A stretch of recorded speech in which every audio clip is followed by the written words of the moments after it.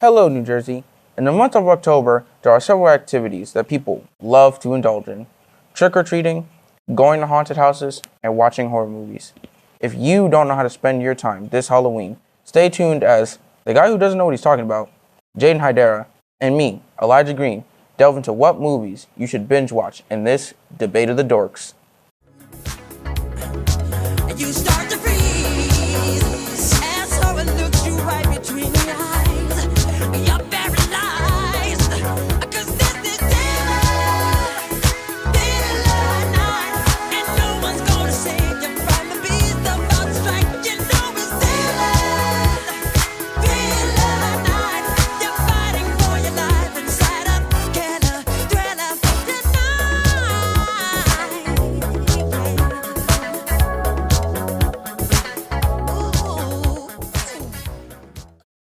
So Jaden, considering that you know literally nothing about movies, what do you think should be the first movie that someone should watch this Halloween?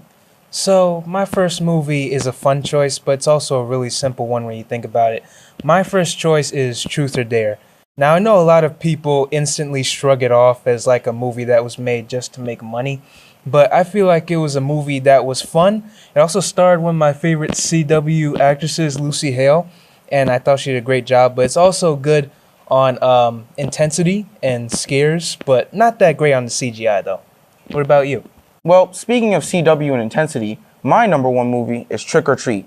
And it's not really a horror or scary movie, but the way they tell the stories on a Halloween night is very interesting and something people should really look into. Trick or Treat is a kind of obscure choice on the ladder, but it deserves as much praise as the directors put into it, such as the stories about the ghosts, the story about the one child that's upholding the morals of Halloween. Stuff like that is something that's really underlooked in movies nowadays.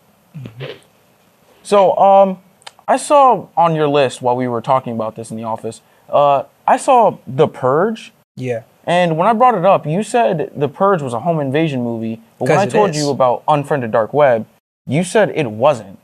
First of all, I'm just going to say on record, I love Unfriended Dark Web, but it is not a home invasion movie. I don't know how you don't see it as a home invasion movie. They are invading a home. Because most of the movie is them just investigating the dark web. It has nothing to do with the dark web members actually breaking into their house until the end of the movie. But actually, they did that a lot in the movie. They even did it in the beginning of the movie to set the tone of the problem. That's not true, though. That's not true, though, because the movie started out with Matthias getting the laptop, and then all of that transpired. There was no scene in which there was anyone from the dark web going in and breaking into their house, but there was towards the middle of the end. There were several scenes. One in the beginning when they were showing the tone of the movie, a couple in the middle, and then a lot at the end. What do you mean by a couple? Because in one of the scenes, they had one of their friends, and he was talking to them, but then you see someone walk behind them, and the camera freezes. That wasn't until like the 50-minute mark, though. I'm telling you, it was near the beginning of the movie. Unlike The Purge, where the beginning was set up. However, the rest of the movie was them trying to find this guy before they could break into their house. But can't you say the same thing for Unfriended Dark Web as well? No, it's not. So there's no setup? No, there's not. This is why he's always wrong. This is why he's always wrong. Yes, there was the scene where he said, "Look, I got this laptop from a lost and found," but that doesn't really have as much impact as, say, like the guy that was let into their house at the first purge, and the guys trying to break into their house because they want this guy to kill him. But that's the entire point. It's not supposed to have a heavy impact because the entire point of the movie is an enemy that you cannot see. The Purge, it has an annual holiday, so you know what's to come and you know why it's coming. Okay, but sometimes you can say that you know what's coming, but you don't know how it's going to happen. True. Kind of like the sequels, but we're not here to talk about the sequels today. This first one. We can probably go on and on forever talking about how Unfriended Dark Web is a home invasion movie, but let's move on to the more obscure and less liked choices on our list.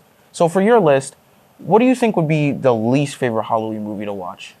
I mean, if we're talking about least favorite, I'm going to say The Gallows. That movie, in my opinion, is absolute garbage. There is nothing about it that I like, and it was the biggest disappointment that I've ever seen. Do not watch it. I wasted my time on HBO that night. Well, for my list, it would be most people might not agree with me for this one, but Paranormal Activity. See, he already doesn't What? agree. I don't really like Paranormal Activity because a lot of it was shot from the perspective of the cameras instead of the we're actual really about people. to get into it now. I don't really like those type of things because they usually try to hide the ghost within the cameras That's and use the camera point. glitches. I don't really like it. 'Cause here's the thing about found footage movies. Found footage movies, the whole point of them is to really get you immersed into the story by having you like think that you are in the movie because the camera is showing it from their perspective. Like you're actually in the movie, which I see people like commenting like, oh, while these things are happening, why are they still filming? Why are they still recording when they could spend time running? But really, that's the immersion behind it, because not only does it put you in the movie, but it also gives it a unique angle to where it gives you a different viewpoint, especially Paranormal Activity. I'm just saying, it's on the bottom of my list. So wrapping this up, Jaden, you want to wrap this one up? So look, even if we do or don't come to an agreement when it comes to these films, we hope that you, the people, enjoyed this show, enjoy the movies that we talked about, and now have some very good Halloween movie choices and recommendations to watch. So thank you for watching. Here's Elijah Green, and I'm Jaden Haidara. Stay tuned for the next Debate of the Dorks.